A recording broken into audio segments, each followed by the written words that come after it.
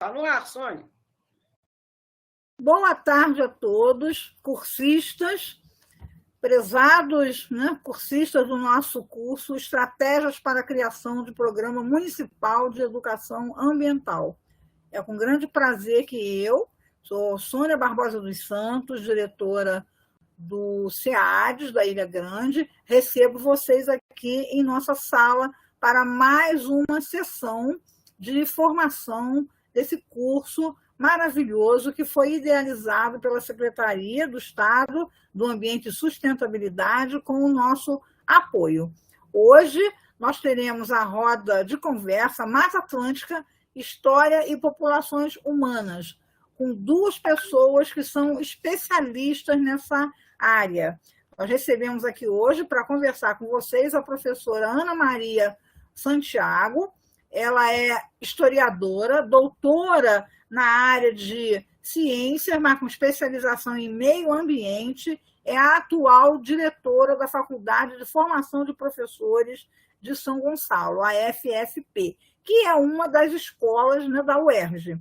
A professora Ana Santiago, ela já trabalhou na Ilha Grande, fez parte da diretoria do SEADES, então ela tem uma vivência grande e ela sabe sobre o que ela está falando. Ela tem a vivência teórica e a vivência prática. Então, ouvi-la certamente vai ser extremamente enriquecedor. Nosso outro convidado é o doutor Gelson Rosentino de Almeida, também ele é historiador, com formação em doutorado em História. O professor Gelson também é professor da Faculdade de Formação de Professores da UERJ, que fica lá em São Gonçalo, e atualmente ele é o diretor do Ecomig, o Ecomuseu da Ilha Grande. Então, também é uma pessoa que alia a vivência teórica, a vivência prática do trabalho em Mata Atlântica. Sejam todos muito bem-vindos. Eu espero que essa roda de conversa seja extremamente proveitosa para vocês. Deixo, então, vocês com os nossos convidados. A professora Ana Maria está com a palavra. Todos e todas, é um prazer estar aqui. Deixa eu obedecer aqui a regra de tempo, então vou marcar aqui o tempo aqui para não dar ruim, né? Vamos lá.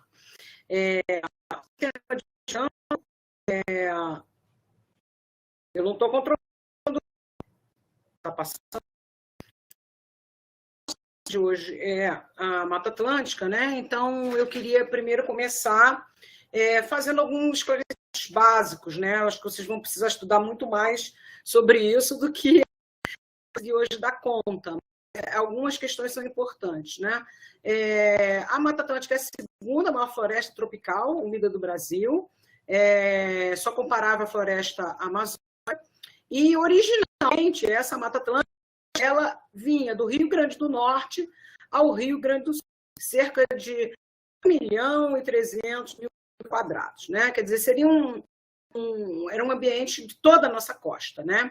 Ela é exatamente um ambiente de toda a nossa costa, ela é típica, é um ecossistema típico da encosta de Serra do Mar, né? Então, nessa situação litorânea, onde se constituiu a Serra do Mar, que esse ecossistema se desenvolveu, né? se colocou. É importante também entender que a biodiversidade da Mata Atlântica é maior do que a biodiversidade da Amazônia, da floresta amazônica. A floresta amazônica é enorme, obviamente, né? Mas ela tem um endemismo menor, né? E uma variedade de espécies menor também que a Mata Atlântica, né? Dito isso, né, a gente chega a uma situação, então, que a gente está sabendo o seguinte, que a constituição do relevo, né, digamos assim, da América do Sul, a subida, né, da Serra do Mar, essa subida da Serra do Mar vai ter a ver com o afastamento, né, da América do Sul da África, tem a ver com o sorrimento dos Andes. Essa constituição da Serra do Mar criou um ambiente propício para o desenvolvimento dessa mata, né, dessa Mata Atlântica e também dessa planície costeira. Ela é, portanto, um complexo, ela não é só a mata, né, digamos assim, ela tem vários ecossistemas relacionados a ela, e então é bastante importante a gente entender essa situação, né? Continua cortando o som, porque se continuar eu vou tirar a imagem para ver se melhora o som. Agora está melhor, professora. Pode continuar. Tá bom. Qualquer coisa você fala que eu saio tiro minha cara daqui e a gente continua, né? Só com voz. Ok. A lei que define o conceito legal de Mata Atlântica é a Lei 11.428, de 22 de dezembro de 2006. Obviamente que todos vocês, com a incumbência que têm em seus municípios, têm que conhecer essa lei de trás para frente e de frente para trás. Então, o primeiro passo seria pegar a lei, conhecer a lei. E nessa lei, obviamente, ler a lei toda, então, nós temos dois aspectos que são muito importantes para o momento de hoje, que é a definição mesmo, né, que é Mata Atlântica, e aí a gente está aí, né, entendido por Mata Atlântica, a floresta ombrófica mista, a mata de araucárias, floresta aberta, quer dizer, é um conjunto muito grande de coisas, né, além dos brejos, da restinga, dos manguezais, tudo isso está no contexto legal de Mata Atlântica. Então, nenhum de vocês aí que estão dentro dos municípios do Rio de Janeiro escapam de estar num desses ecossistemas. Então, precisa entender qual ecossistema que é o ecossistema do seu município, quais são as características desse ecossistema, né, e como ele se interage, né, nesse contexto de Mata Atlântica. Tá? A outra importante definição é que no artigo 3º da lei, ele fala o seguinte, eu não vou aprofundar isso é o Gelson que vai falar, mas ele traz uma definição de população tradicional. Como população, embora o termo população tradicional hoje até nem seja muito usado, né, ele é questionado, mas assim, é o que está na lei, população tradicional é a população que vive em estreita relação com o ambiente natural, dependendo dos seus recursos naturais para sua reprodução sociocultural por meio de atividades de baixo impacto ambiental. Nesse sentido, nós temos duas situações aqui. Primeiro, nós temos um ecossistema que nós temos que entender para propor ações de educação ambiental, mas nós não temos só um ecossistema no sentido, nós temos uma sociobiodiversidade, nós temos maneiras de viver nesse ecossistema que também precisam ser respeitadas, tá? Então, que não são só as maneiras de viver que nós consideramos normais, né, comuns, né, urbana, por aí vai, tá? Para ter só uma ideia, tá, gente? Obviamente que não dá para enxergar nada, né? Mas aqui no mapinha, o Atlas dos Remanescentes Florestas de Mata Atlântica, ele é produzido pela SOS Mata Atlântica anualmente. Vocês têm que pegar isso aí, ler esse Atlas, porque ele vai o quê? Ele tem uma introdução e ele tem um pedaço que é só sobre o Rio de Janeiro. Então, todo mundo vai lá, que isso aí é fonte primária para todo mundo, né? Mas pelo mapa aqui a gente consegue ver tudo isso aqui que está aqui marcado é entendido como Mata Atlântica. O Rio de Janeiro está aqui e aí vocês viram que não sobrou nada, né? O estado todo está dentro do domínio da chamada Mata Atlântica, tá? O Rio de Janeiro, né? Observem aqui que nós aqui conseguimos ver a concentração dos remanescentes na Costa Verde e no miolo do estado, né? Sem levar em conta isso, logicamente, porque o mapa está pequenininho, né? Se você aproximar, você vai ver mais coisas, né? Mas é importante vocês notarem, verificarem a importância desses remanescentes e a formação de corredores. É fundamental essa formação de corredores para que os bichos possam andar, a biodiversidade possa se estruturar. Essa tabela aqui está no relatório, não vou ler, é só para vocês entenderem, verem, chamar atenção que a tinha, né? Então, aqui a gente fica... Era a do Rio toda é Mata Atlântica, na sua origem, né? E aqui embaixo vocês vão ter o que temos hoje, né? Então, o quanto reduziu isso, e, obviamente, essa redução drástica tem muitos impactos, né? Primeira conclusão, então, que a gente chega nós estamos no Rio de Janeiro, somos o povo de Mata Atlântica. Mas há uma variedade enorme de formas sociais de viver nesse bioma, né? Não somos nós, homens urbanos, né, ocidentais, modernos, contemporâneos só. Tem modos de viver que se estruturaram ao longo da história desse bioma, que permaneceram, que resistem e que estão aí para a gente conviver com eles e aprender com eles também, né? O Gelson vai falar isso com mais calma, mas aí você tem os indígenas, você tem os quilombolas, você tem os caiçaras, você tem os pescadores ribeirinhos. Então, você tem uma série enorme de sociedades, formas de viver específicas dentro desse bioma. Você, então, não pode pensar em educação ambiental sem entender essa diversidade. Então, cada um no seu município tem que procurar saber, né, quais são essas comunidades ditas tradicionais, populações tradicionais, como queiram chamar, né, para entender as diferentes, não só essas, vocês precisam não só conhecer essas, mas conhecer a história do município, conhecer a história da ocupação desse município, dos interesses econômicos de todos os grupos, para poder pensar um projeto de educação ambiental, um programa consistente de educação ambiental. Tá? O que eu vou fazer aqui, obviamente, são fragmentos, porque não tem condição em 20 minutos de a gente pensar na história da Mata Atlântica, né? Então, eu só vou chamar a atenção de algumas coisas que foram muito impactantes sobre o bioma no Rio de Janeiro. Tá? Estou falando do Rio de Janeiro. Em outros lugares, outros fatores também estariam aí, né? Primeiro lugar é que já existia gente aqui, né? Comunidades aqui, sociedades organizadas, quando os europeus chegaram. Então, quando em 1500 os portugueses chegam aqui, e depois deles, né, também vão chegar franceses, holandeses, ingleses, todo mundo brigando pela riqueza da terra, já havia gente. Então, nós não podemos nem falar em descobrimento, né? Eles acharam aqui, eles é que desconheciam, mas tinha donos da terra, né?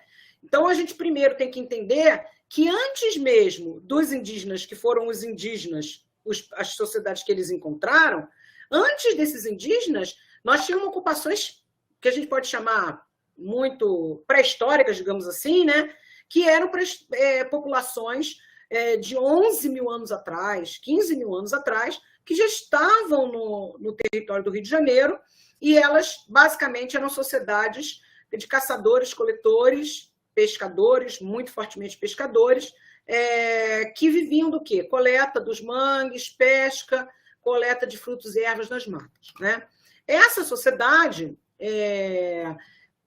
a mais antiga, que vai dar, digamos assim, a base, né, da formação dos próprios indígenas, é uma sociedade que nômade, ela não fica parada porque ela não domina a agricultura ainda, tá? Essa sociedade, ela faz, então, essa rodízio, né? Ela fica um tempo no lugar, quando a estrutura, o ecossistema se desgasta, ela muda de lugar, podia voltar depois de um tempo para o mesmo lugar, e o remanescente mais poderoso que nós temos desses grupos sociais, dessas primeiras populações, são os sambaquis, que são estudados pela arqueologia hoje, né? Muitos municípios litorâneos possuem no Rio de Janeiro sambaquis, precisam ser preservados, precisam ser estudados. Muitos desses, por exemplo, na região de Cabo Frio, muitos foram destruídos para exploração de calcário. Então, assim, porque como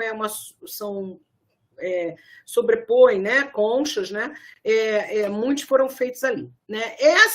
Essa sociedade agrícola que surge depois é uma sociedade que vai usar a queimada, né, como uma forma de limpeza dos campos. E essa coivara, a queimada, é uma técnica que não tinham impacto naquela época, porque eles abandonavam o território, voltavam para aquilo 100 anos depois, ela acabou sendo usada pelos colonizadores de uma forma depredatória, muito diferente da forma que os indígenas utilizavam, né? Aí, só para ter uma ideia, né, todas as populações de indígenas que havia no litoral brasileiro, isso tudo aqui, marcadinho aqui, são os sambaquis, que tem na costa toda, tá?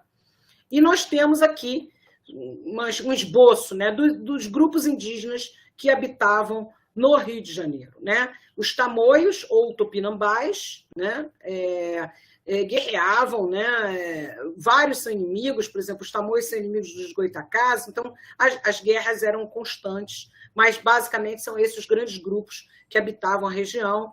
Vocês precisam pesquisar a influência desses grupos nos seus municípios. Então, antes de nós, havia outros donos da terra. Então, nós não somos donos do destino, nós temos que respeitar, de alguma forma, essas populações que foram atingidas pelo processo colonizador, né? A colonização, ela trouxe um modelo agroexportador escravista para o Rio de Janeiro, para o Brasil, né? Que foi para a constituição do que a gente conheceu como Brasil, mas para o Rio de Janeiro também. Então, qual é a base desse modelo agroexportador? Latifúndio, monocultor, né? Mão de obra escrava, inicialmente um indígena escravizado, mas depois o tráfico negreiro se firma, né? E a escravidão é uma escravidão, basicamente, em todo o período colonial, essencialmente negra, né? E a madeira, ela é fundamental para tudo isso que a gente está vivendo. Então, por exemplo, o primeiro produto de exportação é a cana-de-açúcar, só para vocês terem uma ideia aí. 1 quilo de cana-de-açúcar gastava 15 quilos de lenha. Da onde saiu essa lenha? Da nossa fabulosa Mata Atlântica. Então, todo o processo de colonização, ele é um processo de desmatamento contínuo, né? Então, a Mata Atlântica foi muito atingida por esse processo, não só do modelo agroexportador, que era o latifúndio, mas também a economia de crescimento interno.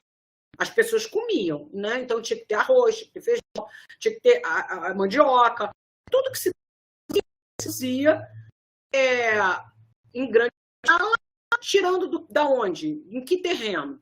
Em solo que era originalmente Mata Atlântica.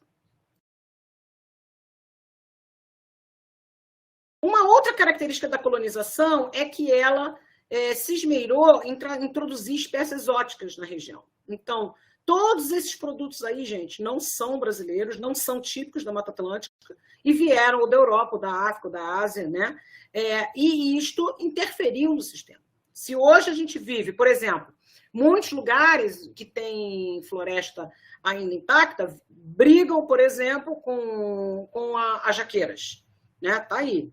Né? Isso não é nosso e tem um potencial de invasão que tem que ser pensado também. Tá? Uma outra característica que a gente deve pensar é que quando o português chega aqui, a primeira coisa que ele vê é o pau-brasil. Era o pau-brasil. Então, agora está na moda dizer, né, que a nossa bandeira jamais será vermelha, mas Brasil vem de brasa, vem de pau-brasil, e pau-brasil era vermelho, que nem um fogo. Então, não entendi ainda não esse problema que nós estamos vivendo, mas o que acontece? A origem da primeira exploração nossa é a madeira. E a madeira, uma madeira nobre, uma madeira conhecida que tinha valor no mercado. Além disso, o que vai acontecer? Outras madeiras vão ser exploradas. E o rei protege essas madeiras. Protege essas madeiras para não tirar a madeira? Não. O rei entende que essas madeiras são madeiras, o governo, né, entende que essas madeiras são madeiras muito valiosas e, por serem muito valiosas, elas são monopólio da exploração real, porque vão pagar imposto na sua extração para o rei. Então, assim, todas as madeiras que a gente chama de lei, porque eram protegidas por lei, são as madeiras reais, são madeiras nobres, que algumas a gente tem dificuldade hoje de encontrar, foram exploradas durante esse período. Lógico que não é só o açúcar que vai transformando esse ecossistema, mas no século XIX ainda vem um outro produto que vai transformar esse movimento, esse ambiente, que é o café. E o café também faz a mesma coisa, vamos desmatar, vamos desmatar, vamos desmatar. Né? Então, a gente pode pensar assim, no período colonial, o grande elemento de destruição foi a exploração das madeiras e a agroexportação de cana-de-açúcar, né? A produção de açúcar. Essa foi um elemento muito fundamental para a destruição da Mata Atlântica. No século XIX vem o café, que vai invadir o século XX, não deixa de invadir, e a partir do momento que a gente vive uma situação de urbanização crescente, instalação de hidrelétricas, crescimento de indústrias, siderurgia, abertura de estradas, todo esse processo que a gente entende como um processo civilizatório, que, digamos assim, de progresso, foi à custa da Mata Atlântica. Né? E a gente está pagando as consequências disso. Né? Aí, para vocês terem ideia, uma noção, né, do desmatamento, né? Isso aqui só que está desmatando menos, mas também está desmatando menos, mas temos muito menos hoje. Então, tudo que desmata hoje tem um impacto tão grande quanto uma área muito maior há 100 anos atrás. Entendeu? É importante a gente entender o seguinte, que no processo de colonização havia uma compreensão, primeiro, que havia um mito da natureza inesgotável. Se acreditava, e ainda se acredita muito, que a natureza ela não tem fim, que ela vai ser rica, próspera, imensa, vai fornecer para a gente tudo que a gente quiser, o tempo todo, sem preocupações. Isso é um erro. Né? A questão ambiental prova que isso é um erro. Né? Tem limite, porque a natureza tem um ritmo de produção e de reprodução. Tem coisas que não têm reprodução. Petróleo, por exemplo, que a gente baseia toda a nossa energia, ele é fino, vai ser uma hora. Né? A outra questão que é importante também é que o processo de colonização foi feito sob a ideia do quê? Um desprezo pela biodiversidade. Por quê? Porque, primeiro que era uma realidade muito diferente da europeia, então, a mata, o mangue, as restingas, aquilo era entendido como um empecilho para o progresso, para o enriquecimento, para o desenvolvimento, para a exploração econômica. Né? A gente ainda tem hoje isso. Né? Muita gente ainda acha que mangue é um horror, que tem que ser aterrado. Então, tinha essa visão de não compreensão da riqueza que estava se encontrando, e isso ficou na nossa cultura, preso na nossa cultura. Uma outra questão também é essa coisa das espécies exóticas. Em vez de explorar e estudar para entender quais são as riquezas que nós tínhamos e que podíamos usar, nós fomos pegar fruta de outro lugar, né? E não aproveitamos muito da riqueza que nós tínhamos e ainda prejudicamos essa riqueza local. Né? E então, assim, você vê muito mais fácil encontrar ainda hoje no mercado frutas europeias do que frutas nativas, né? Que são caríssimas, inclusive, para a gente consumir. Um absurdo.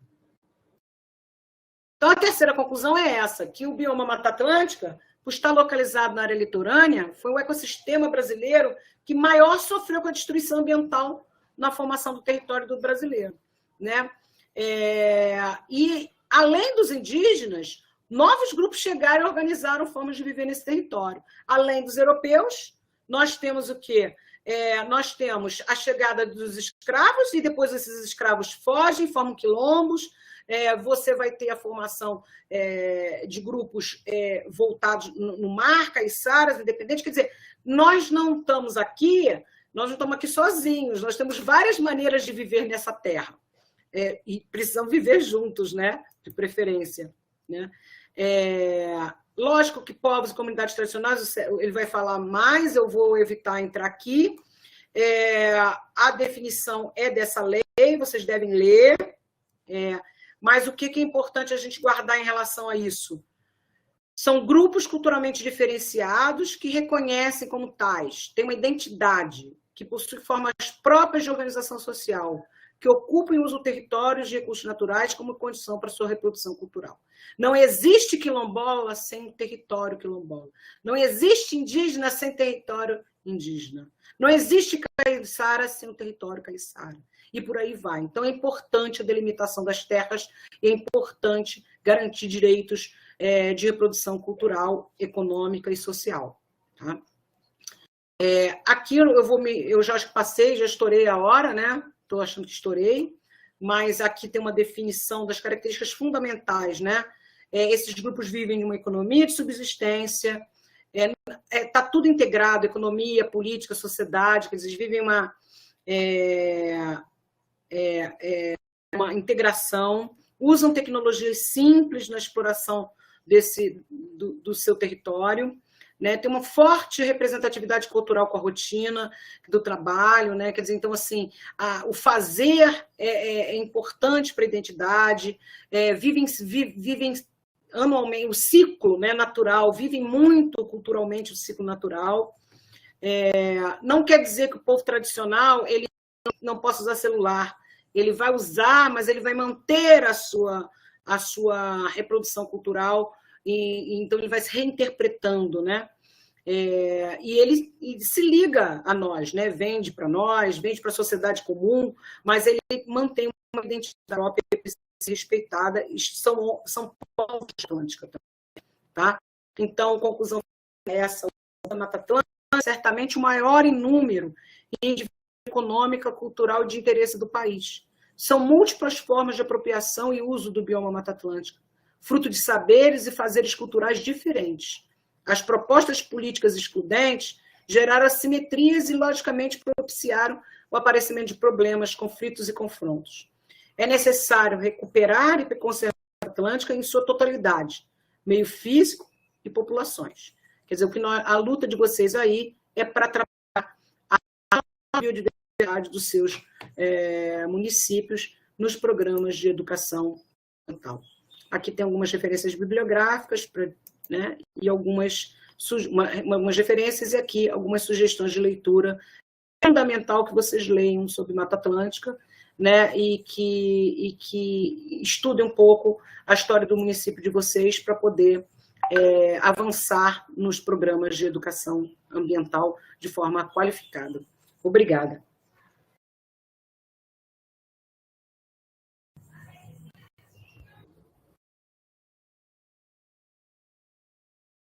Agradeço à professora Ana essa belíssima aula. Sempre é um prazer ouvi-la, a gente aprende muito. Obrigado, Ana. Eu passo a palavra agora para o doutor Gelson Rosentino, que vai continuar a nos contar aí a história do povo da Mata Atlântica. Obrigado, Sônia. Boa tarde. Com você. É uma tarefa agora um pouco inglória, falar logo após a Ana ter apresentado tantas informações, né, uma análise muito bem feita sobre a Mata Atlântica, né, e a sua ocupação ao longo da história, mas a gente vai tentar aqui apresentar um pouco dessas complementações que são necessárias, né, para que cada um possa conhecer melhor a sua realidade, a partir da sua realidade local, né, aquilo que precisa conhecer melhor sobre a ocupação desse território, da Mata Atlântica, da forma com que esse meio ambiente se dá de uma forma mais específica na sua localidade, e a ocupação desse território também por essas comunidades tradicionais. Uma observação que é muito importante, a gente está apresentando aqui informações que são gerais, apenas para levantar algumas questões, né, algumas reflexões, mas cada um de vocês precisa realmente se debruçar, né, com afinco na tarefa de pesquisar mais informações sobre essas comunidades específicas. Isso significa não apenas procurar bancos de teses, de dissertações, artigos nas universidades, porque tem muita coisa já pensada, escrita, pesquisada sobre isso, mas também conversar com as próprias comunidades, ou seja, integrar o saber da academia, o saber científico da universidade, com o saber local, o saber popular, o saber dessas comunidades tradicionais, que são muito importantes. Bom, falando sobre essa importância, quero destacar uma coisa que normalmente... Uma coisa que a Ana levantou, a Mata Atlântica ainda é muito pouco conhecida. Mas mesmo quando ela é conhecida naquilo que a gente normalmente vê com a questão do ecossistema, ou seja, as suas faixas litorâneas ao longo do Atlântico, os manguezais, restingas, as florestas de baixada, a encosta da Serra do Mar. A gente pensa muito na questão da importância dessa vegetação, a cobertura que ela tinha, que é muito importante, né, no Brasil. Não quero aqui... peraí, não está indo direito, peraí. Não quero aqui repetir o que a Ana já falou, eu quero destacar alguns pontos, né, da importância dessa biodiversidade, né, que são 20 mil espécies de plantas, das quais 8 mil são endêmicas, ou seja, nenhum outro lugar do planeta tem essas espécies, são 8 mil que só existem aqui nessa Mata Atlântica, é a floresta mais rica do mundo em biodiversidade, enfim, muito mais rica do que a floresta amazônica, por exemplo. Eu não quero aqui entrar em todos esses detalhes, mas são detalhes que são importantes, que ressaltam a importância, o significado de preservar a Mata Atlântica, pelo menos aquilo que é o remanescente da Mata Atlântica no Brasil, e especialmente no Rio de Janeiro, que foi tão devastado. A gente às vezes olha assim, mas quanta mata ainda tem? Isso é muito pouco diante do que já esteve em nosso território. Mas ainda é significativo e é importante que o que nós temos ainda possa ser preservado. E ainda mais no momento em que a gente tem visto, nos últimos 3, 4 anos, sucessivamente, uma destruição do meio ambiente, das matas, né, através de queimadas, de desmatamentos. Isso tem sido uma devastação, né, e a gente precisa estar atento, né, e tentar impedir que isso aconteça, e quando acontecer, a gente não ter medo de denunciar.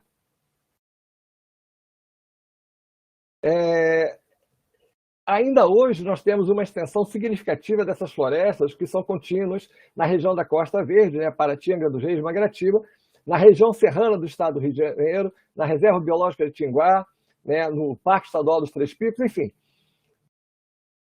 Essa redução que eu falei agora há pouco, né, em geral, ela se deve a partir de alguns fatores. Primeiro, a unidade de conservação que são criadas, mas não são implantadas. A expansão de áreas de criação de gado, de cabras, de costa íngreme ainda. Bom, não vou falar do aspecto histórico que já foi ressaltado aí pela Ana, né? Mas a questão ainda que vem lá desde o tempo da exploração das madeiras, né, de lei, das madeiras que era um monopólio real, das madeiras, especialmente o pau-brasil, o cana-de-açúcar e o café.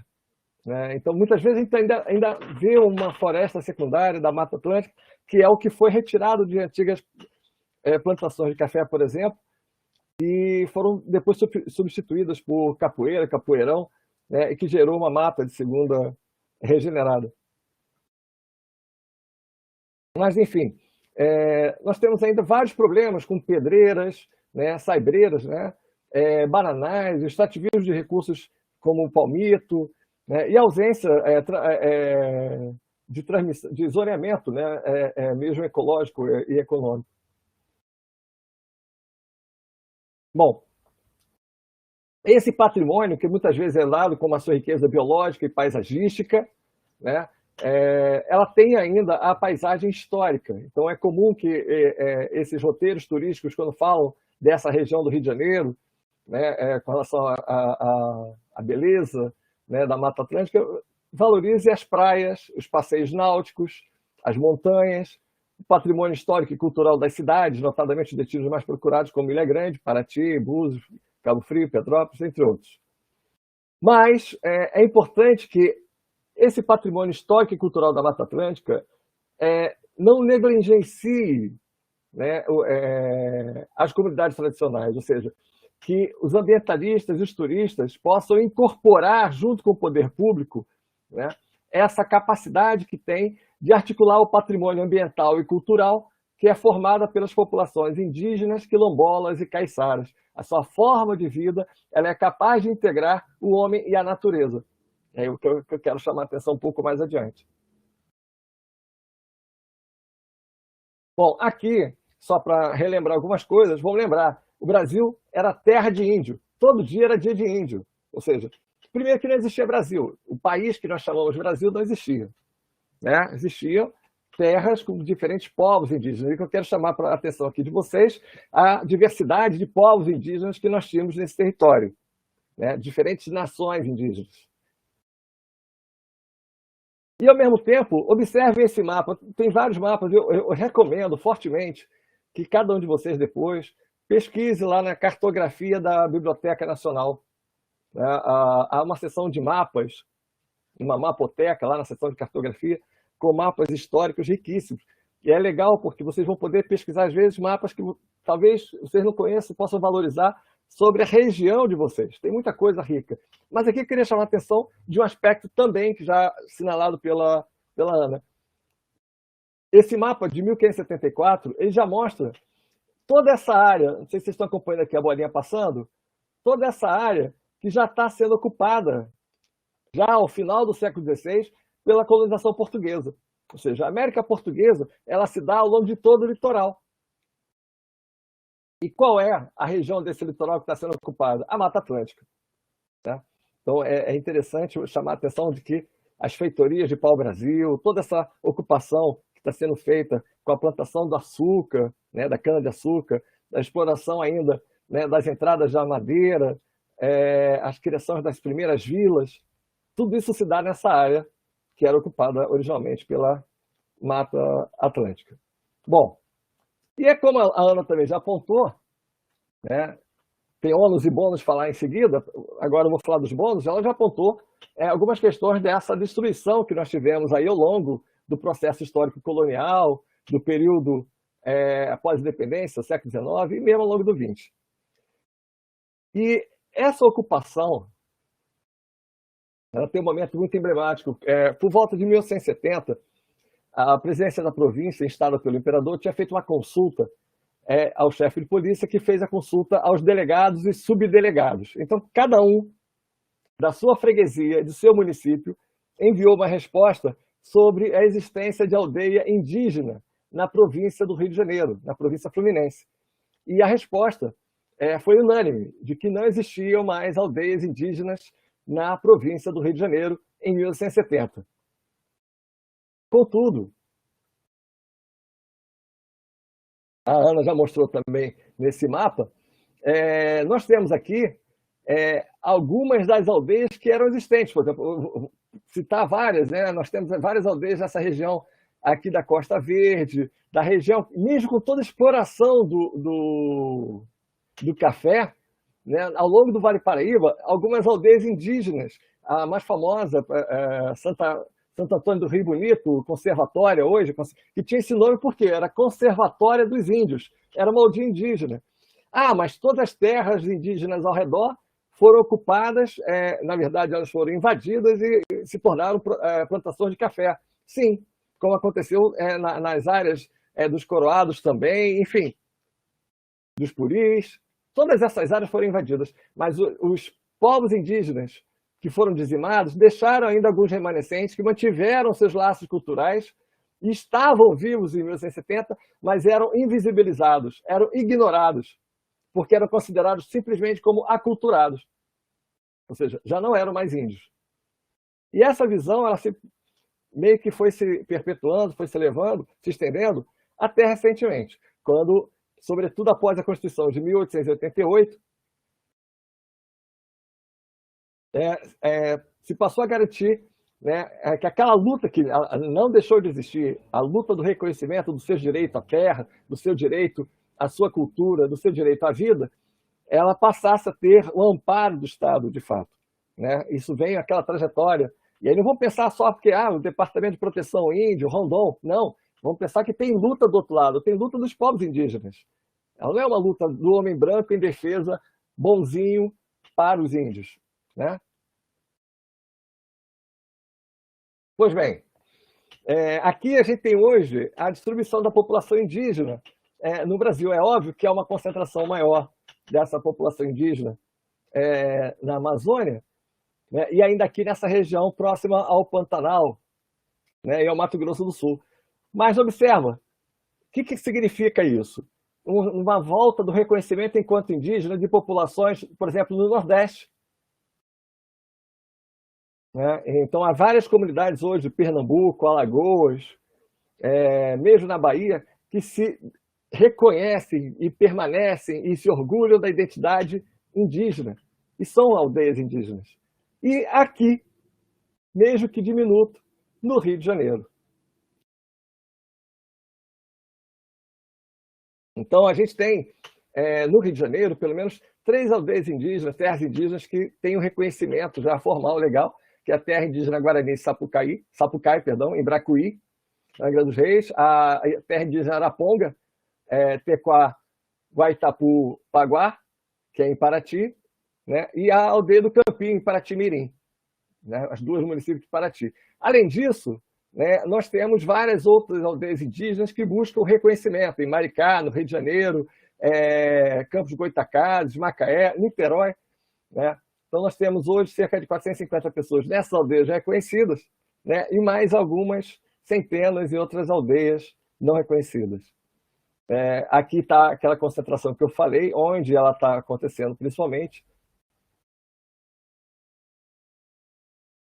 Aqui a luta desses povos indígenas que estão hoje buscando auxílio de deputados, de parlamentares, poderes públicos locais para buscar esse reconhecimento do seu direito à terra. E aí é importante a gente ficar atento que essa luta é uma luta que se dá no campo local, estadual e nacional, com a história do marco legal, que é um absurdo, né? Vocês viram aqui, né, como nós temos a terra indígena sendo ocupada sucessivamente ao longo dos anos, ao longo do tempo, né? E como se de repente tudo isso tivesse que de uma hora para outra ser apagada, né? E esses povos indígenas não tivessem mais direito à sua própria terra. Bom, eu tinha separado aqui um vídeo, acho que eu tinha colocado o link no final do texto, e recomendo que vocês vejam sobre essas aldeias indígenas.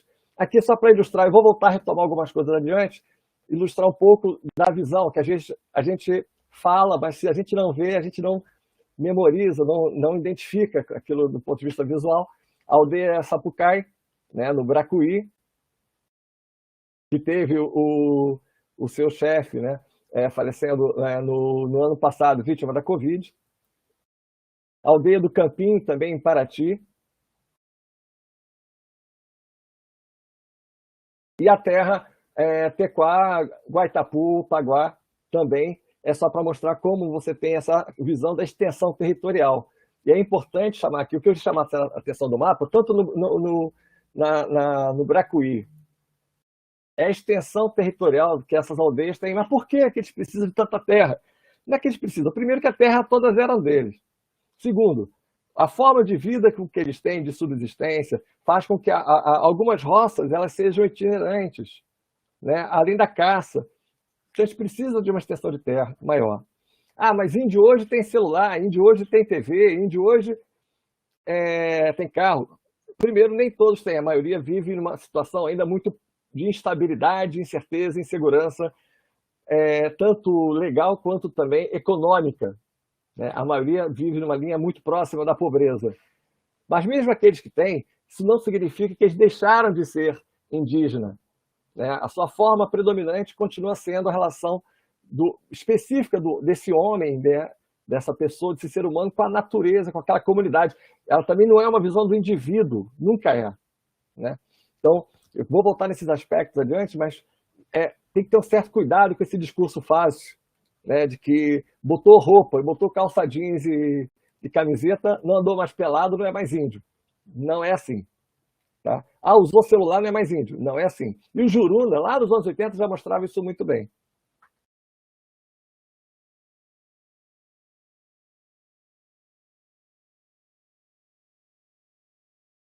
Essa aqui é uma visão da aldeia Araponga, que eu citei agora há pouco também. Bom, depois a gente vai ter espaço para mais questões, mas eu quero chamar a atenção ainda agora na questão de uma outra vertente da comunidade tradicional muito importante do Rio de Janeiro, que são os quilombolas, né? Os quilombos, né, ou quilombolas, são muito fortes no Rio de Janeiro, né? Pouquíssimos têm uma titularidade entregue pelo INCRA, só 2. O governo do estado reconhece ainda mais meia dúzia, né? Mas o importante é que esses quilombos, né, no Rio de Janeiro são comunidades que têm um reconhecimento né, hoje, reconhecimento por parte de autoridades do Estado, de autoridades, mas, sobretudo, ter o reconhecimento, né, da sua ação comunitária. Ah, mas antes não existia, passou a existir. Não, vamos lá. Antes não era reconhecido. Aquela comunidade não existia. Existia durante décadas ou séculos. O problema é que ela não era reconhecida enquanto tal, né? E como eu falei, a partir da Constituição de 1888, e eu posso dizer para vocês que eu trabalhei num trabalho de pesquisa, aliás, um parênteses, eu trabalhei numa pesquisa que teve um papel muito importante nisso, que foi o Guia de Fontes para a História da Escravidão e do Negro no Brasil.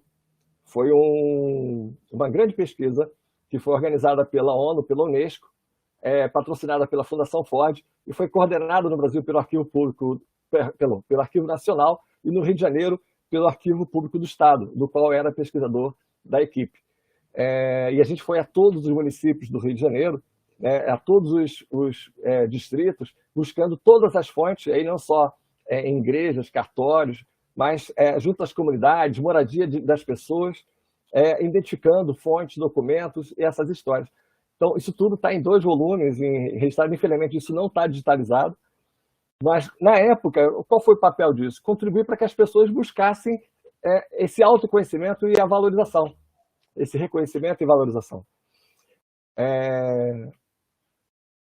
Então, só para vocês terem uma ideia, nós temos aqui a Santa Rita do Bracuí, Angra dos Reis, o Alto da Serra do Mar, também Angra dos Reis e Claro, Sobará, Araruama, Tapinoã, em Araruama, Boa Esperança, Areal, da Rasas, em Búzios.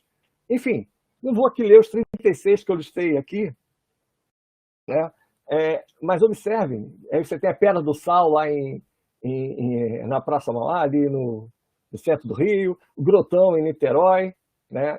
Quilombo de Santa Justina, Santa Isabel em Mangaratiba, Ilha de Marambaia, onde tem a parte da Marinha, que foi uma negociação muito tensa na época, também lá na Marambaia, pertence a Mangaratiba, do Imbé, em Campos de Goitacazes, enfim, São José da Serra, lá em Valença. São muitas e muitas comunidades quilombolas, remanescentes de quilombos, que nós temos no Rio de Janeiro.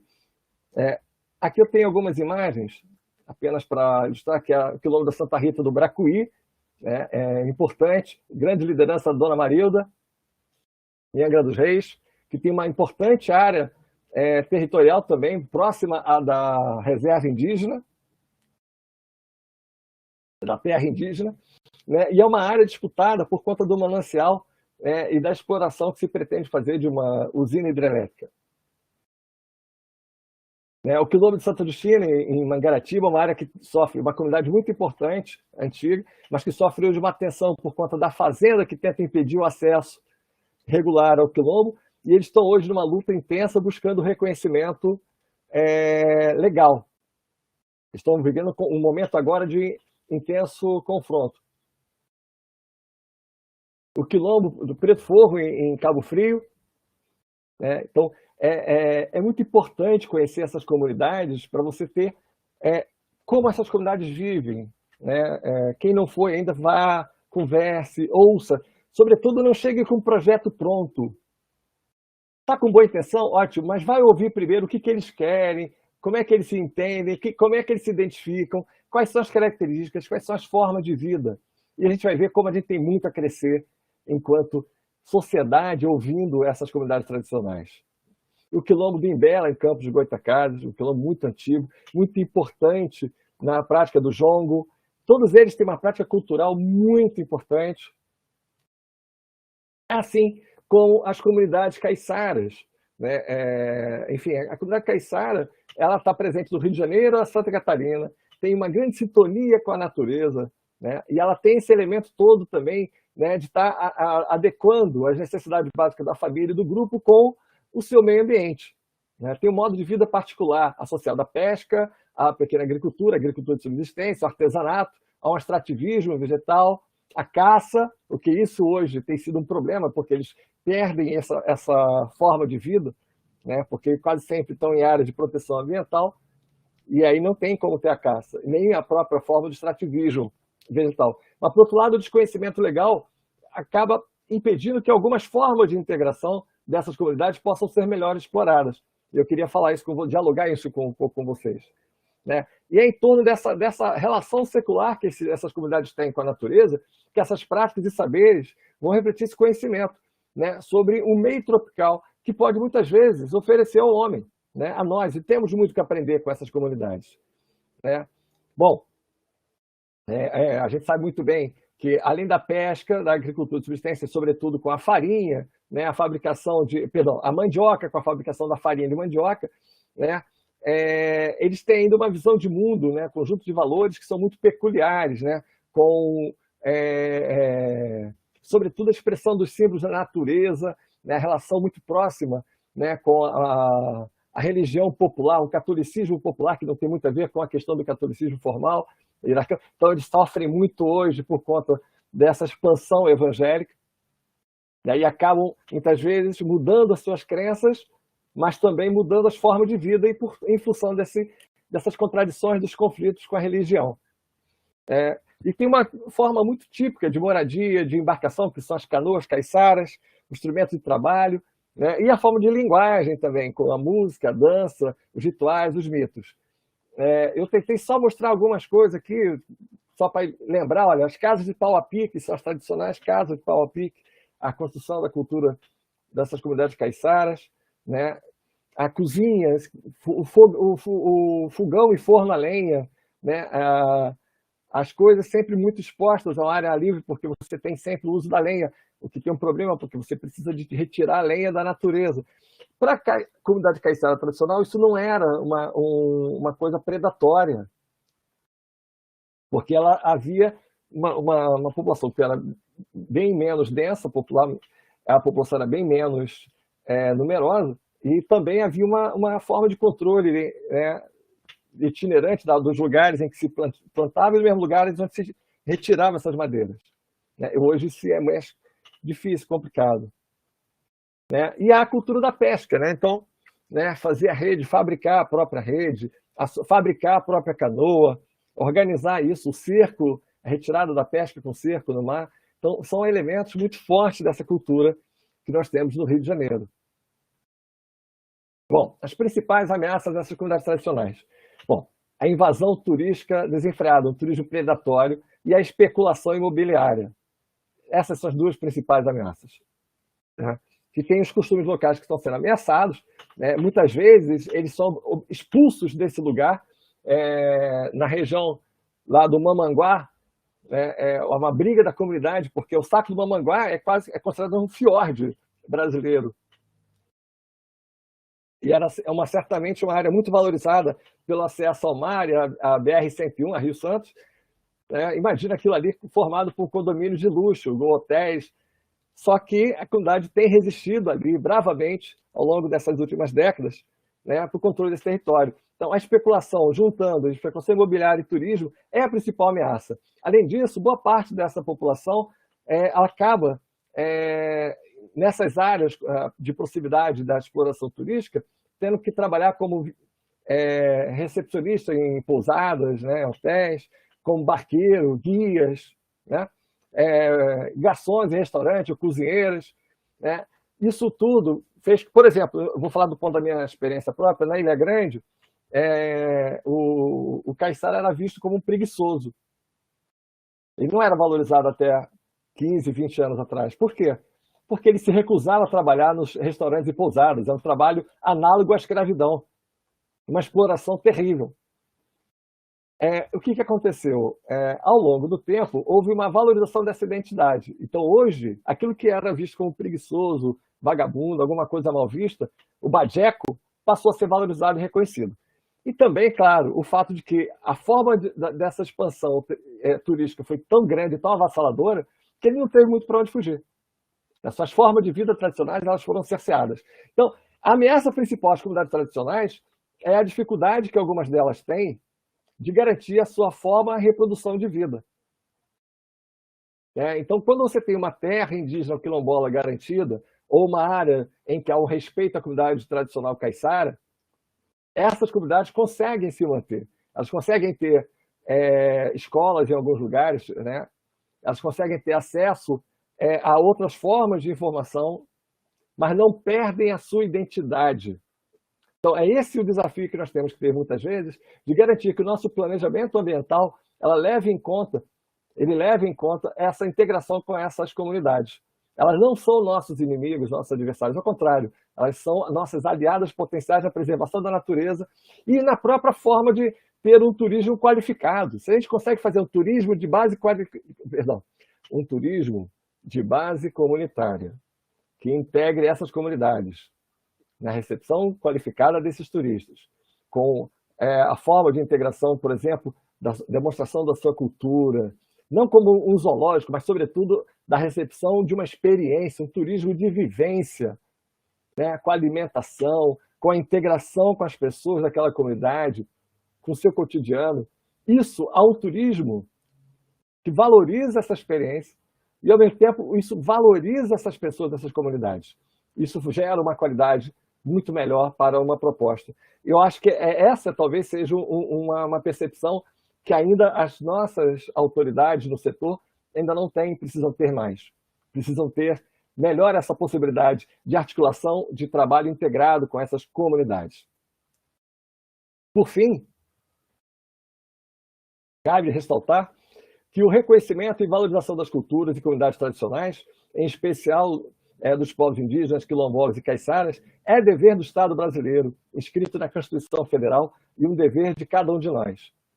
Reconhecer e garantir o direito à terra, ao modo de vida, à religiosidade, à diversidade, ao acesso à escola e à universidade de cada integrante dos povos indígenas, quilombolas e caiçaras, é reconhecer e garantir o direito à vida de cada brasileiro. Bom, eu convido a vocês depois, uma outra oportunidade, quem quiser, conhecer o Ecomuseu Ilha Grande na internet, quem for lá conhecer a sede do GIS, a nossa atividade que é feita na Ilha Grande, está aí nas redes do canal do YouTube, no Instagram, no Facebook, a nossa página na internet, é só pesquisar Ecomuseu Ilha Grande, estaremos lá, com vários desses assuntos, desses temas, né? E, meu muito obrigado, vamos agora para as nossas questões.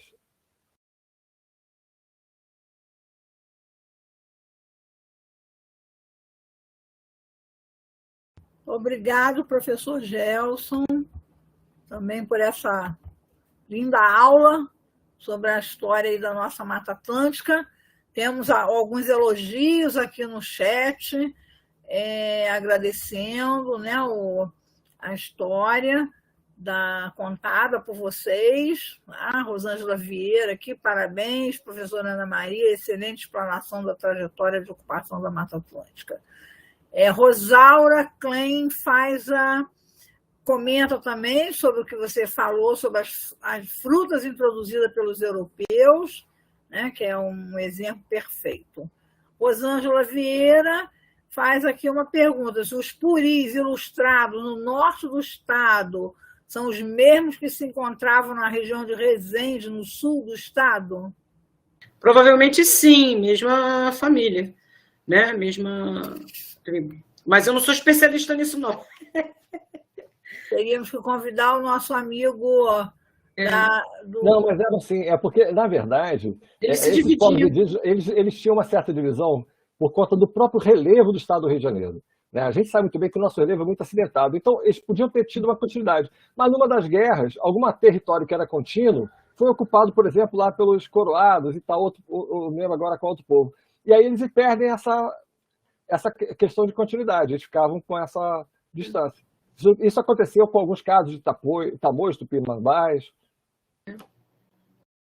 E isso é muito interessante nessa história. E vocês ressaltaram aí nas falas a necessidade, né, de cada cursista levantar a história do seu município, né? Isso é Sim. muito interessante, que perdido aí nos cartórios, certamente tem muita informação, né, interessante. Temos aqui um comentário também da Rosângela Vieira, que comenta: os ipês são belíssimos e foram praticamente extintos da Mata Atlântica. Qual a fase de maior predação dessa espécie tão importante para a biodiversidade? Guarda a sua pergunta para a Kátia Calado. Mas eu acredito que seja no período colonial. Eu acho que, na verdade, assim, a fase mais dura, né? Desde que os europeus botaram o pé aqui, é destruição. Mas, assim, a fase maior, mais é quando você expande a agricultura de cana-de-açúcar e depois o café. Então, acho que não estaria errada, né, Gelson, se falar que é mais século de 17 para o 19, né, que é coisa grave. Isso que eu ia falar. Nas baixadas litorâneas, entre o século 17 e com certeza, a destruição foi violenta. Agora, do final do 18 e 19, na região da Serra, do Vale do Paraíba, porque é quando você tem a expansão cafeeira. Isso. É muito interessante, né? Porque a região ali agora do Vale do Paraíba, né? Resende, Vassoura, está em amplo processo, né, de revitalização dessa cultura, né, que foi meio perdida, né? Tem muitas iniciativas, né, do renascimento do Vale do Café, muita coisa interessante. Que, de certa forma... Oi? O que o Gelson estava falando, Sônia, quer dizer, a Constituição de 88 ela vai ter um papel muito forte nisso, porque o que acontece? Quando a Constituição de 88 ela registra o direito dos povos tradicionais, e em especial ela coloca que indígenas e quilombolas tinham direito à terra, né? O que vai acontecer? Aquela identidade que era uma identidade que todo mundo queria esconder, porque a sociedade tratava de forma preconceituosa, ela foi uma identidade que era interessante resgatar, porque era por causa da sua identidade que você teria direito à sua terra.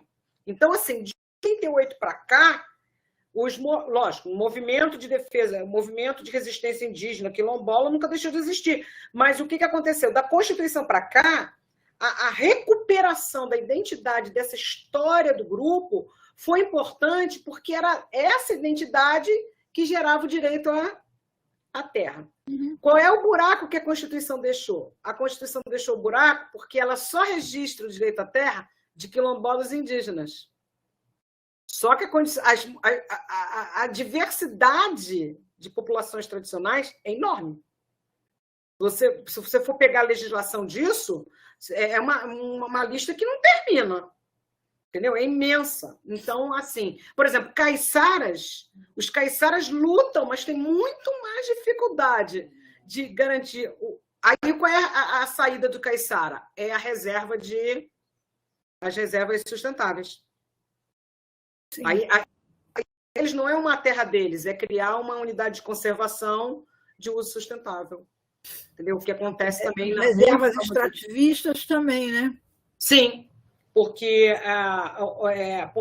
não existe uma legislação que ampare a doação da terra, né, o título de propriedade da terra, para esses grupos em específico. Tem para quilombola e para indígena. Mas a luta continua, né? Porque porque eu acho que é importante lembrar que assim, a forma de identificação da trajetória dos povos indígenas e dos quilombolas ela é muito mais fácil, não que seja linear, mas ela é muito mais fácil de você traçar. E os caiçaras não, porque eles são um grupo de uma miscigenação, eles são oriundos de uma parte indígena, uma parte de portugueses e espanhóis, e tem alguma coisa de população negra, mas, sobretudo, essa mistura ela se dá a partir de uma característica muito comum ao longo de todo o litoral ali, que a gente viu do sul e sudeste, mas que foi sempre, assim, terra de ninguém. Ela era vista como caipira do litoral. Era aquela coisa do jecatatu da praia, que só quer saber de ficar sentado comendo peixe, comendo banana, entendeu? Farinha de mandioca. É uma imagem estereotipada, exato, né? Esse estereótipo ele só foi mudado muito recentemente. Então, esse reconhecimento é muito mais tardio para essas comunidades.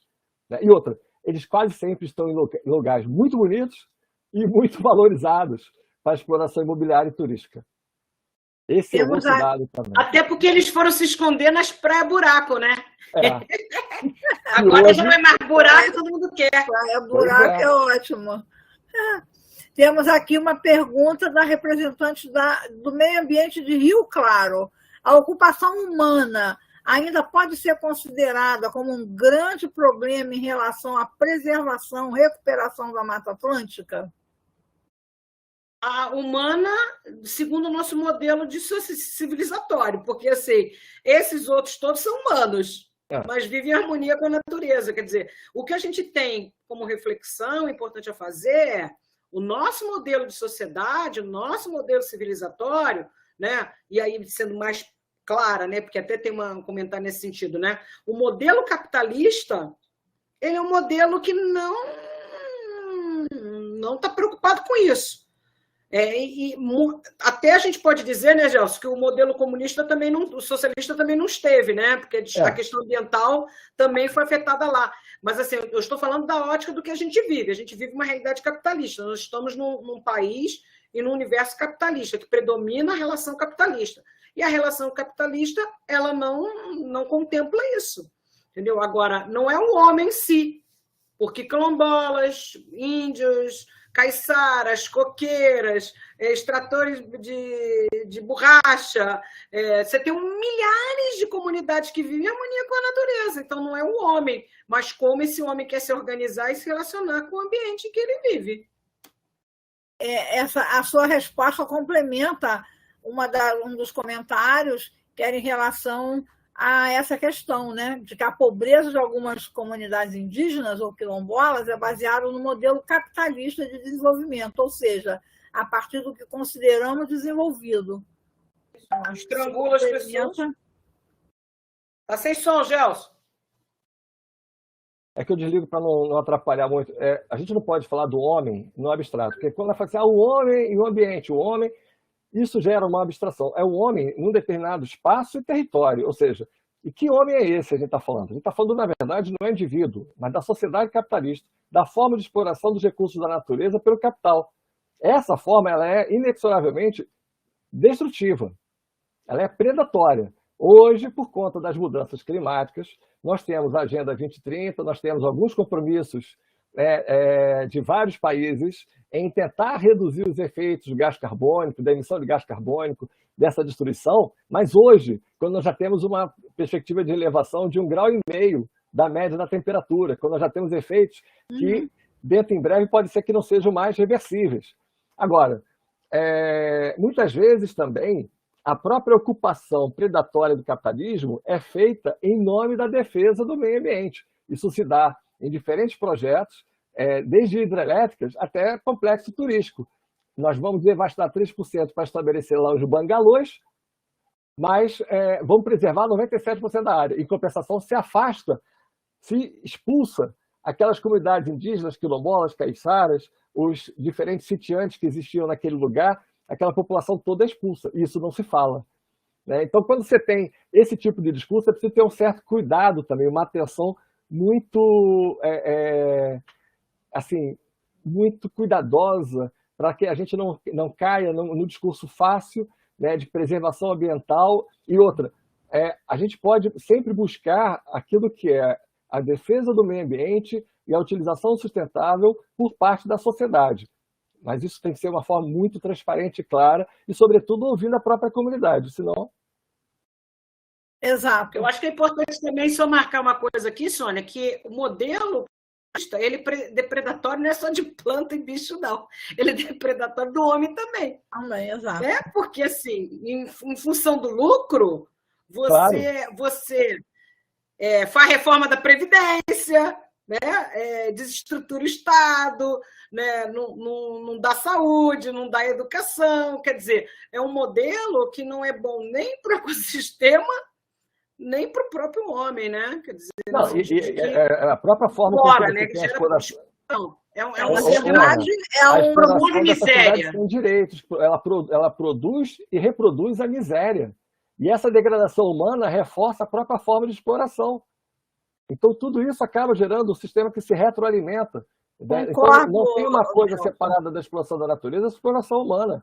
Ela é aviltante em todas as situações. É uma expropriação, né, da natureza humana e do homem da natureza também. Eu concordo. São sistemas que se repetem, né? A escravatura ela continua disfarçada de outras formas. Posso dar o exemplo de um lugar que eu visitei esse final de semana, não vou dar o nome, mas é uma iniciativa que se propõe turística, de resgate de uma cultura muito bacana, muito legal, a conversa foi ótima, mas eu estou lá só observando, né? Quem é o pessoal que trabalha no apoio, né? São meninos, rapazinhos jovens, e eu perguntei, eles têm carteira assinada? Aí fica aquele clima, né? Horrível. Não, é diária. Então, repete, né? Então, você está ali com uma iniciativa ótima, as pessoas vão para, né, reproduzir, curtir a natureza, digamos assim, mas o pessoal que está no apoio, você acaba reproduzindo uma estrutura perversa, que são as pessoas trabalharem sem direitos trabalhistas, ganhando uma diária de R$30, né, sem hora para ir embora para casa. Então, a gente acaba reproduzindo os vícios da sociedade capitalista, que melhora um pouco essa questão ambiental, mas a gente não vê, na verdade, o que está escondido por trás disso, né? Então, eu concordo plenamente com as duas colocações aí da Ana e do Gelson, porque a gente continua com esse modelo predatório, embora, às vezes, com o nome lindo de ecoturismo, mas vai lá olhar o que trata atrás do tal do ecoturismo, a exploração de pessoas que não têm outra forma de sobrevivência e que se submetem a esses trabalhos porque elas precisam sobreviver, né? Tem família, tem conta para pagar, é uma coisa difícil da gente lidar. Tem uma pergunta aqui do Bruno Nascimento. Professor, o senhor concorda que essa pobreza de algumas comunidades indígenas ou quilombolas, já falamos, é baseada no modelo capitalismo do desenvolvimento? Sim, desculpem, já foi respondido. De acordo. Ervaldir Barreto pergunta: amigos palestrantes, concordam que o colonialismo, com todas as suas formas de violência, ainda está presente nas vidas dos colonizados? A gente guarda essas estruturas, né? Essas macroestruturas de exploração, né? Lógico que a gente não tem o colonialismo do século XV e XVI, né? Mas as marcas dessa dominação, dessa forma de encarar até o país, né, como o país como sendo um espaço, né, Gelson, de eu vou tirar o proveito o máximo que eu puder para me enriquecer. Isso está muito marcado, né? Esse desrespeito, essa depreciação do indígena, né, o dono da terra, né, que está ali, coitado, tendo que marco legal de 1988 fazer marco legal como data 1988 é um absurdo, é uma violência. Por quê? Porque se eles não estavam na terra em 1988, foi porque a gente expulsou. Foram expulsos, porque eles, até eles. Então, assim, começa a criar aberração. E a gente tem outras formas digamos assim, de domínio, né? Hoje um domínio que não é o típico do colonialismo, mas o domínio do capital, né? O domínio do dinheiro, dos bancos, ditando, né? A interferência absurda dos Estados Unidos na vida dos povos do mundo todo, entendeu? Então, isso tudo... E as pessoas valorizam. Nossa, como os Estados Unidos é ótimo, como é maravilhoso. E toca tomar cacetada dele, entendeu? E toca tomar interferência dele. Eu acho que tem assim, dois aspectos. Do aspecto colonial, né, que muitas vezes, a gente como você falou, está correto, que vem de fora, que é o imperialismo que impõe, né, essa forma de dominação, de exploração ao Brasil, tanto no nível geral quanto no nível local. Mas há também o colonialismo interno das nossas classes dominantes, não só pelo que elas exploram, mas porque elas entronizam dessa exploração. Então, quando a gente ouve, por exemplo, falar de projeto Cancún, e ver como teve naquela fatídica reunião ministerial, o ministro da Economia dizendo, não, é só botar uns cassinos lá, as pessoas vêm, bebem, gastam dinheiro, vai ter uma prostituição, mas qual o problema? Então, é esse tipo de mentalidade, né, que é uma visão colonizadora, né, que desconhece todas essas riquezas efetivas que nós temos naquela localidade, que é uma visão colonial, de exploração. O que está sendo feito hoje é uma visão extremamente colonialista da Amazônia, né, de destruição, desmatamento, de devastação.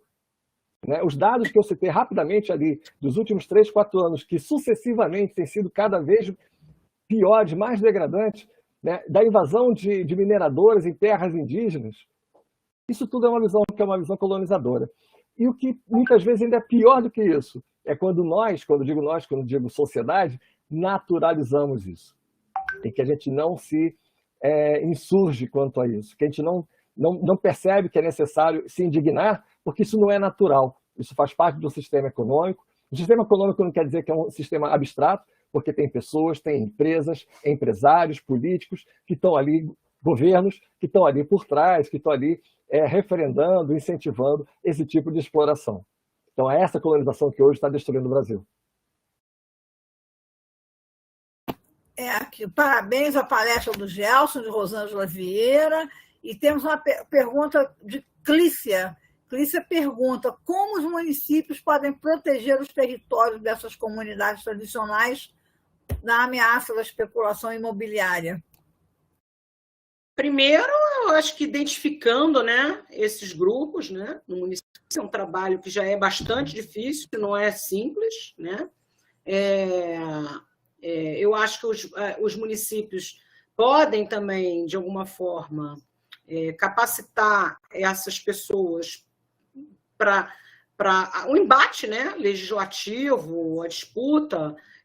Ninguém vai ensinar a caiçara a ser caiçara, mas ensina seu caiçara a lutar pelos direitos dele, no sentido de mostrar a legislação, né, e capacitar para essa disputa, porque muitas vezes é assimétrico, né? Você bota o cara chama o cara para uma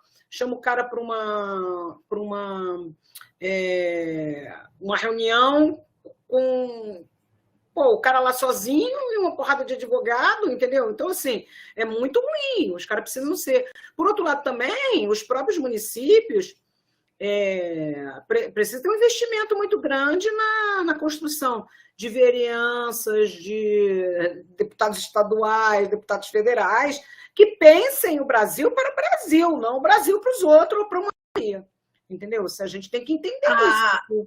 Que muitas vezes o que a gente acontece uma coisa. Olha, só um momentinho. A nossa coordenadora aqui, Marilene Cadei, está alertando aí do adiantado da hora para a gente acelerar um pouquinho as respostas. Tá. Embora seja um papo longo, mas a gente tem que adiantar um pouquinho. Então, sendo breve, mas complementando uma coisa que a Ana falou que é importante, as políticas públicas elas precisam ser permanentes. Então, a primeira coisa que as pessoas precisam entender, eu posso ter mudança de governo municipal, do estado, federal. Ok, isso faz parte do jogo político, da democracia. É assim que se joga, é democracia. Mas a política pública ela precisa ter dimensões que tenham um caráter de permanência, que ela não pode ficar mudando conforme o governo. Uma das características dessa política pública é a defesa do meio ambiente e a capacidade de integração desse desenvolvimento ambiental com as comunidades tradicionais. Então, esse é um elemento, você precisa conhecer a realidade da sua comunidade, precisa conhecer, e aí cada gestor aqui do seu município precisa conhecer muito bem qual é aquele território, qual é a ocupação desse território, as formas como se dá, as características próprias, porque uma coisa a gente está falando do geral, outra coisa você está vendo no local. Essa identificação, esse mapeamento, ele precisa ser respeitado por aqueles que são responsáveis por essa continuidade da política pública.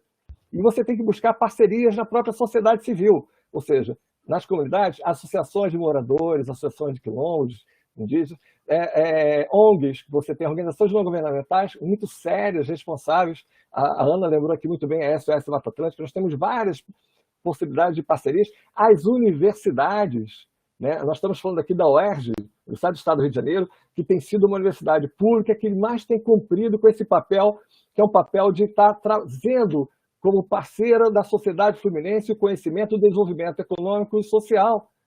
Então, a gente está aqui contribuindo cientificamente, de forma do conhecimento, mas de uma forma superior ou hierárquica, mas de uma forma a construir de uma forma conjunta. Eu acho que esse é o principal elemento.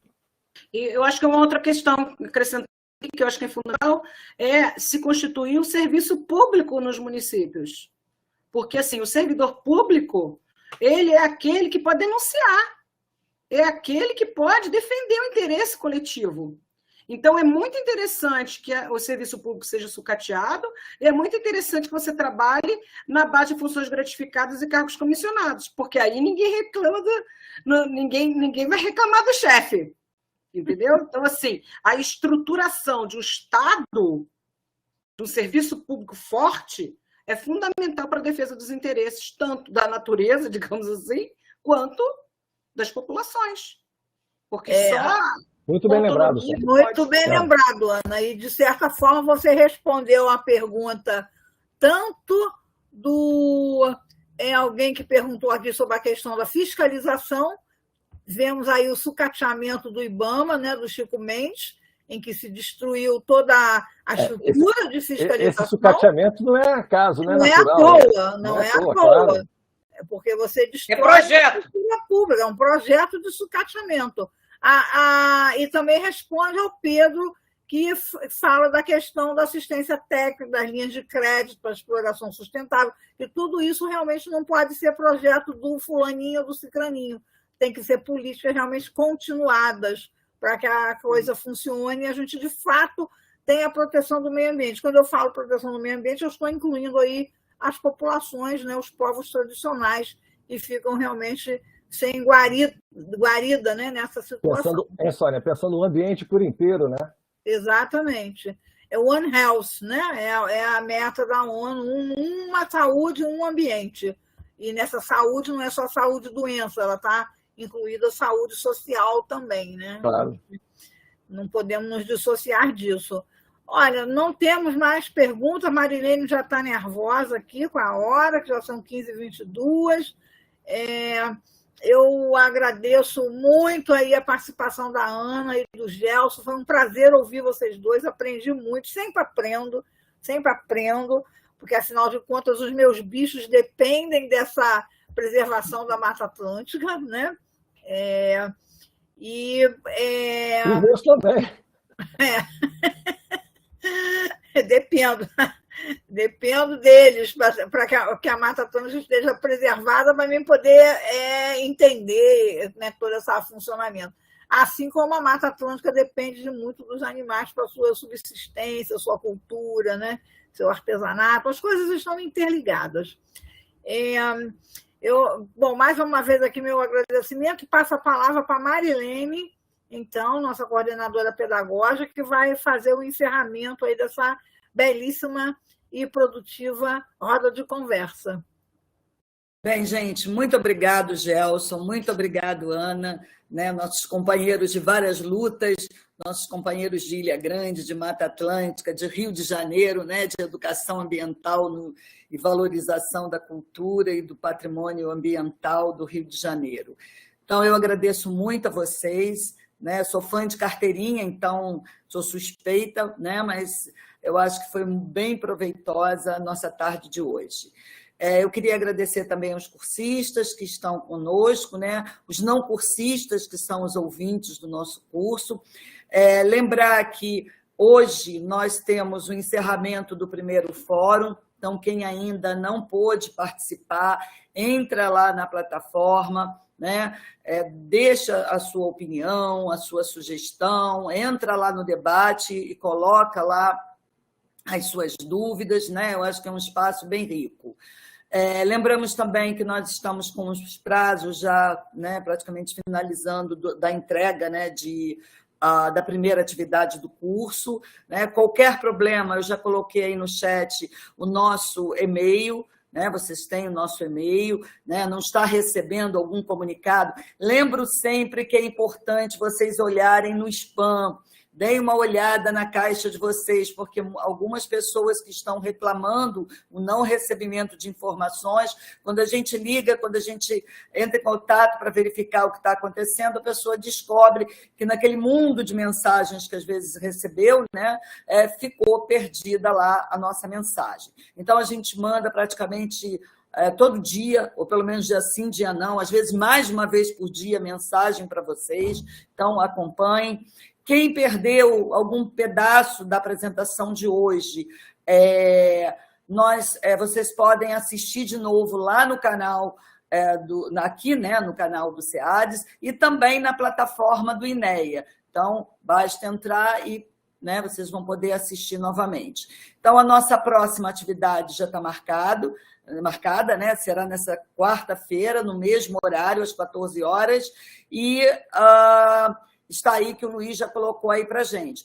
Também o tema é Mata Atlântica, mas dessa vez nós vamos falar um pouquinho mais dos bichos, das plantas e da ecologia como um todo. Então, lembrando que entender um pouco do bioma em que a gente vive, né, é muito importante para que vocês possam, mais tarde, coletivamente, elaborarem os programas municipais de educação ambiental. A gente não está no espaço, nós estamos no planeta Terra, que é redondo, né? No Brasil, né? América do Sul, Rio de Janeiro, né? E cada um dentro do seu município. Então, a gente precisa entender um pouquinho mais esse território que a gente habita. Então, gente, muito obrigado a todos e a todas, e só tenho a agradecer. Obrigado, Ana, obrigado, Gelson, obrigado, Sônia, e até quarta-feira.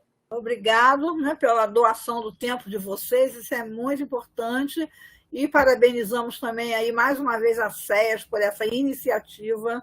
Isso realmente é algo assim que nos deixa muito felizes e muito honrados em, como universidade, estarmos podendo contribuir com esse processo, né, de formação.